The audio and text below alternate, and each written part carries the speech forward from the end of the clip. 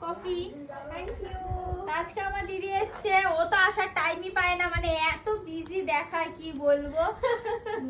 সত্যি কি করবো, ছেলেরা বড় হোক তারা বুঝবি। স্কুলে যখন হ্যাঁ, যাবে, আমার ছেলে বড় পড়াশোনা- হয়নি, আমি তাই জানি কত বিজি। তার মধ্যে আমি সময় একটু হলেও বার করি, দেখ তারপরে নিজের কাজটা করি, আর ও একটুও সময় পায় না, আসতেই না পারে গো না। বন্ধুরা, আমি টাইম পাই, কিন্তু যে সময় টাইম পাই আমার আসা হয় না দুপুরবেলা, আমার ছেলেরা স্কুলে চলে যাওয়ার পর। খাও খাও হয়েছে, তুমি খাও, ব্ল্যাক কফি খাও, আমিও আনছি আমার জন্য আজকে। এ বাবা ডুবে গেছে। আজকে ব্ল্যাক কফি খাবো। আমার দিদি এসছে, তো আমার দিদি চা খায় না, একটু ব্ল্যাক কফি খায়, তো আমি ভাবলাম তাহলে আজকে আমি একটু খাই।